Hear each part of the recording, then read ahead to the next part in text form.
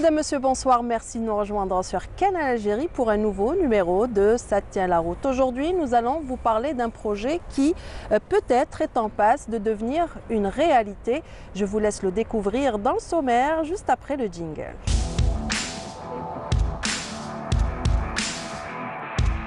Au menu donc, l'étude scientifique sur la faisabilité d'un métrobus au niveau de la Moutonnière à Alger, un projet proposé par deux jeunes ingénieurs. On poursuit notre série sur le revêtement en céramique pour parler cette fois-ci des techniques de son lavage. Et enfin, on découvrira ensemble le parcours de Belkès et c'est tout de suite sur Ça tient la route. Et on démarre cette émission avec deux jeunes Algériens qui rêvent d'une Algérie nouvelle. Leur contribution est une étude scientifique dans le cadre de leur mémoire de fin d'études. Ils ont imaginé un projet de métrobus susceptible d'alléger la circulation routière dans la capitale. Notre journaliste Hasna Zoubiri s'est rapproché d'eux et la bonne nouvelle, c'est que leur projet a été pris en considération par les pouvoirs publics. Explication.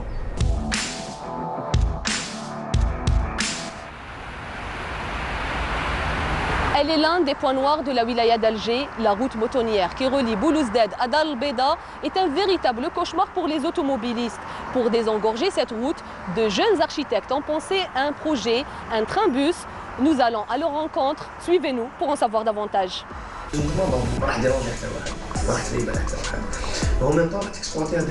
Moi et mon binôme Hussein Bouchkeri, on a fait un projet de métrobus. À la base, nous, on est des étudiants de master option habitant dans un milieu urbain. On a choisi le site d'intervention El Mohammedia. À la base, on a commencé par une étude du site, une analyse du site, les problèmes, pour tirer les problèmes, parce que nous, les architectes, on est ici pour donner des solutions. À la base, on a vu que notre site, le plus problème, c'est la mobilité.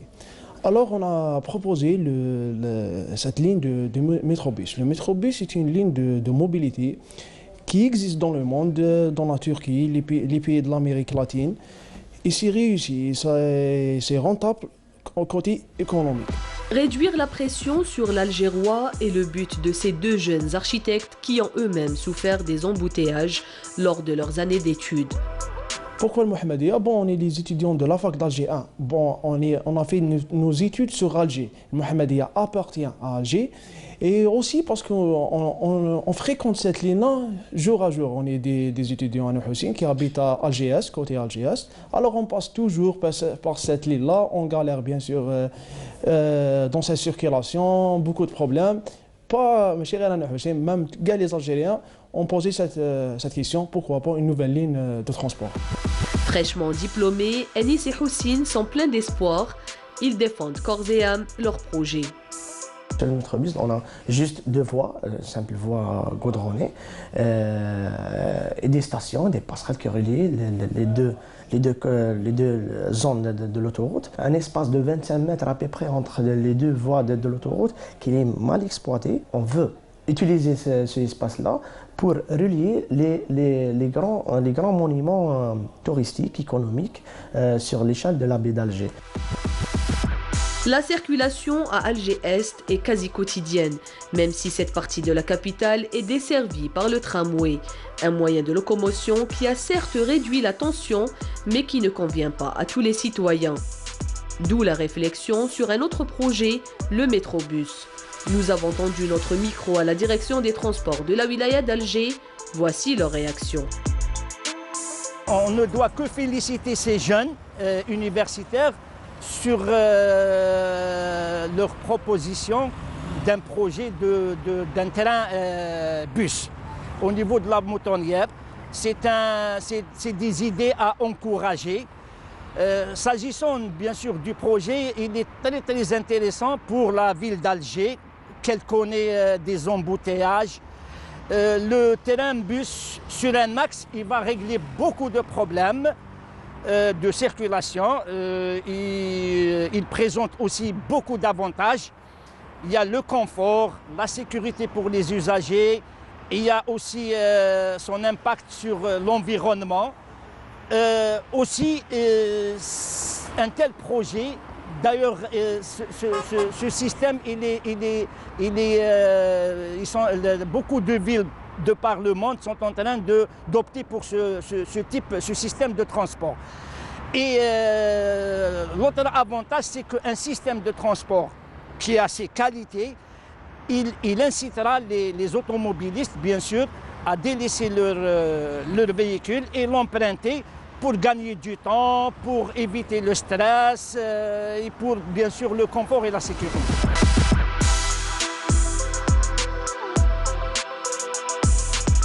Hormis le côté pratique, le métrobus a un autre avantage, celui de la promotion du tourisme dans la capitale, et ce, à moindre coût.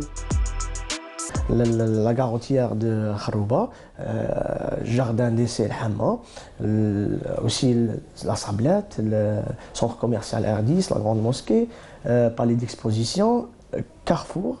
Donc, on a des moments très importants sur la ligne de métrobus. Donc, si on veut créer un axe de mobilité qui va soulager la baie d'Alger, donc on peut.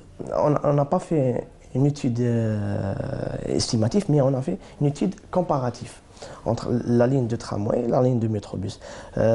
Pratiquement, le coût de 10 km de métrobus, c'est pratiquement le coût de 20 km de tramway. Donc à peu près 50% de budget par rapport au tramway. Donc il est beaucoup moins cher par rapport les autres lignes de mobilité. Pour le représentant de la direction des transports de la wilaya d'Alger, tout projet est réalisable. Ce projet-là, il vient à point nommé pour, bien sûr, s'inscrire dans cette optique-là d'améliorer les déplacements des citoyens. Je vois que tous les projets peuvent être réalisés, pour peu que ces projets soient bien maturés, c'est tout. Hein. Pourquoi ne pas, il ne peut pas être réalisé? Il peut être réalisé, sauf qu'il faut qu'il soit bien maturé, les études maturées, avec bien sûr des études, des enquêtes au préalable sur la mobilité, le comptage, le comptage, etc. En attendant que ce projet voit le jour, Anis et Houssine continuent leur combat et les automobilistes, eux, restent bloqués dans les embouteillages. Dans nos anciens numéros, nous avons pu découvrir la technique du revêtement de la tôle avec de la céramique. Aujourd'hui, nous parlerons de sa préservation car une fois que vous avez recouvert votre voiture de céramique, vous ne pouvez plus la laver n'importe comment. Comment préserver la durée de vie de la céramique? C'est un reportage de Mohamed Chouki Allek.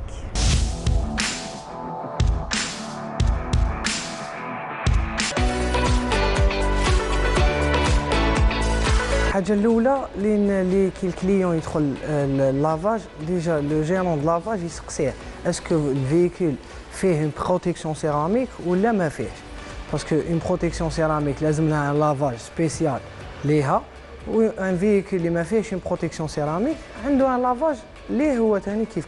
Il faut savoir que la peinture auto subit des agressions à cause du climat. C'est pour cela qu'il faut effectuer un lavage au moins 1 ou 2 fois par mois.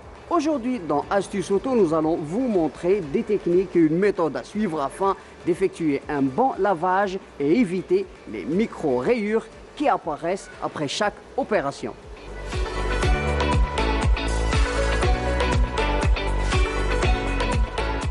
بزاف اللي يديروا دي بروتيكسيون سيراميك مي ما يلقاش وين يغسلها ما يلقاش وين يفا فير لا مينتينونس تاع لا سيراميك هذيك باسكو اون سيراميك سون مينتينونس تروح اون سيراميك اللي تغسل بون موس اكتيف دوطر لافاج تنقص لها لا دوري دو في تاعها الوغ اون بروبوز هنايا لا مينتينونس سيراميك تاع لي فييكول اللي فيهم اون بروتيكسيون هاد لا مينتينونس سيراميك فيها دي زيتاب فيها دي برودوي افير فيها ديجا برومييرمون ما تغسلش بون موس اكتيف تغسل بان شامبوان بي اش نوتر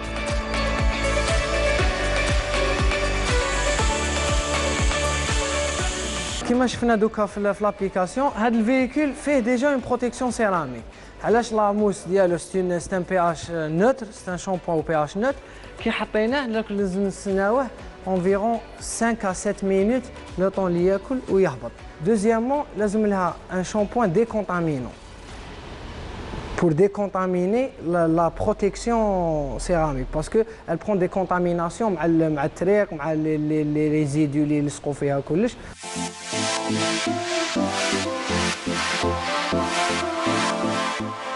درنا لا ديكونتاميناسيون تاع لا جونت هي الاولانيه ومن بعد موراها درنا ان ايطالاج دون موس او بي اش نوت ودوكا سنينا اونتر 5 و 7 مينوت باش لا جونت ديجا خدمت انا نشوفوا فيها لا كولور ديالها كيما قلت لك بدات تولي روج لا موس هبطت الوغ دوكا رايحين نديروا احنا نغسلوا لا موس هذه احنا نغسلوها برومي لاباج.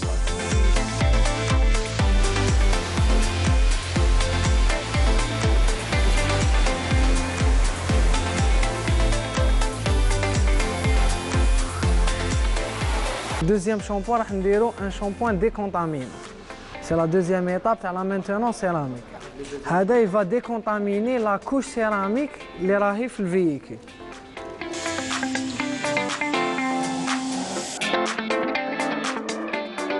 Troisièmement, لازم لها un shampoing de maintenance. هادو رانا غير في لي شامبوان. Un shampoing de maintenance pour faire maintenir la céramique. Troisièmement, on fait le séchage avec une microfibre de séchage spécialement pour le séchage. Séchage يندار une microfibre de séchage spécialement. Pas une simple microfibre.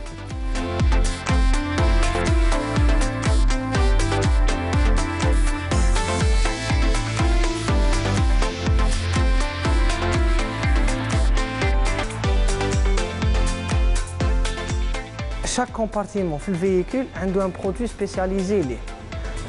Par exemple, كما قلت les jantes وحدهم عندهم un produit, les pneus, un dressing des pneus عنده un produit pour protéger, ماشي برك pour faire briller, non pour protéger le pneu et faire briller. مع السخانة مع سخانة تاع الطريق مع باش ما يتشققش منا كاين des produits spéciaux pour ça. Les plastiques intérieurs فيهم deux produits, un produit nettoyant qui fait nettoyer tout le plastique et un produit dressing اللي هو اللي يعاود يعطي له هذاك l'éclat de brillance تاعو. هاد برودوي دريسينغ اللي الناس كاع يقول لك انا ما نديرليش برودوي في الطابلو ديالي يولي يشد الغبره، نو باسكو علاش كاين دي برودوي ا باز دو كارنوبا. لو كارنوبا سي اونتي ستاتيك، ما يديرش اون كوش فوق البلاستيك. هاد البرودوي ما يديرش اون كوش، ميم لي فولي تاع لايغاسيون ما يلصقوش، لي بوطون ما يلصقوش. بزاف دي كليون جاو لينا يقول لك غسلنا في لافاج فلاني حرق لي لا كالوندر بان برودوي اغريسيف، ولا كاين دي برودوي اللي ماشي مديورين كاع الفييكول ينداروا في دي فييكول، فهمني؟ تسمى دي برودوي فريمون اغريسيف بوغ ان فييكول. هو يقول لك المهم تتنقى، مي نو بصح كي تتنقى وتهلك حاجه ولا تحرق اون كالوندر ولا دي جونطون الومنيوم ولا سي دي ديترجون بور فيسيل ما يقدروش ينداروا على دي فييكول. دي فييكول عندهم دي برودوي سبيسيال ليهم.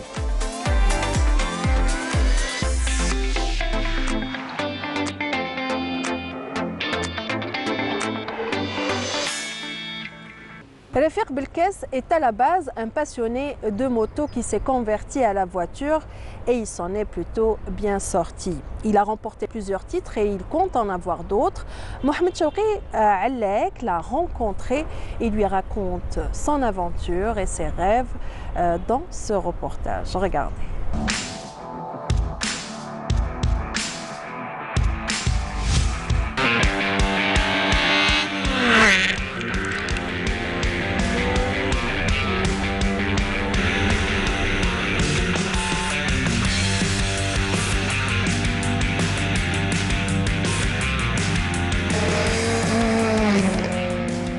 Les débuts de travail, c'était spectateur, je voyais les courses, j'étais vraiment attiré par la course, par les voitures, par l'odeur de l'essence, les pneus, etc. Les parents, ma femme, mes enfants, ils sont tout le temps en stress. Mais bon, c'est ma vie. Hein. Mon plus beau souvenir, c'était mon premier podium. Aujourd'hui, dans Parcours d'un champion, nous allons retracer le parcours d'une jeune vedette du sport automobile en Algérie. Et sous les couleurs de son club, l'Atlas Bidea, il remporte plusieurs victoires, d'ailleurs plus de 15 podiums. Tout ça reflète son audace et son talent.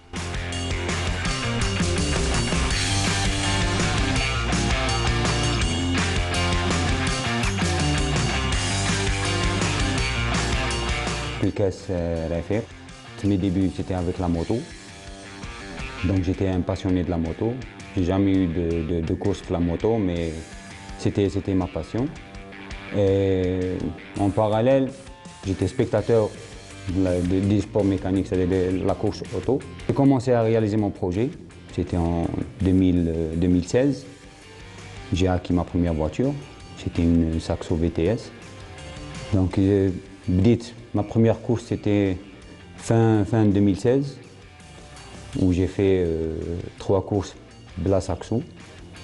Il y a eu la course en Tunisie où j'ai percuté la voiture. Il fallait que je rachète une autre.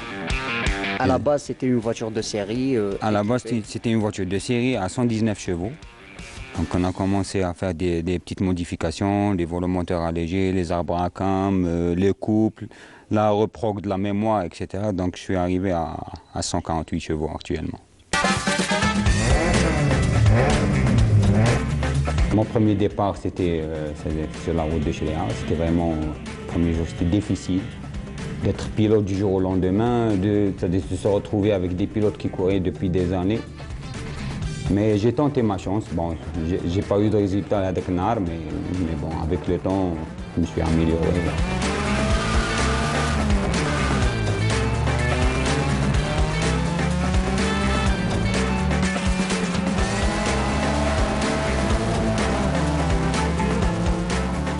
Donc j'ai eu 15 trophées pendant la saison 2018-2019.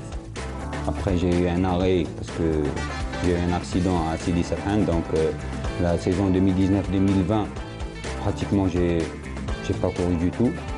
Et là, je reviens de loin en rachetant une autre voiture pour pouvoir continuer cette année, Inch'Allah.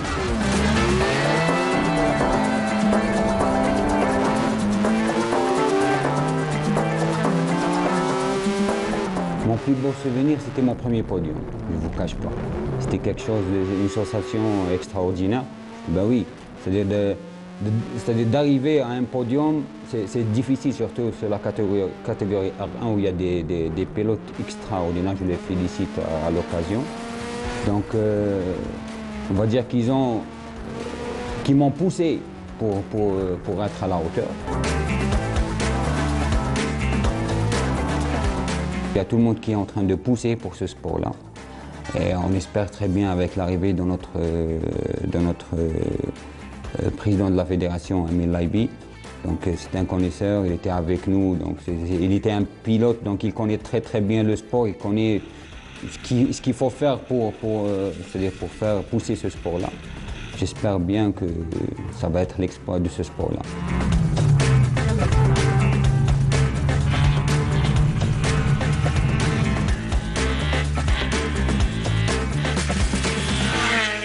Ainsi s'achève notre émission. Toute l'équipe qui l'a préparée vous remercie de l'avoir suivi et vous invite à nous rejoindre sur les adresses qui s'affichent au bas de votre écran. Je vous donne rendez-vous la semaine prochaine. Au revoir.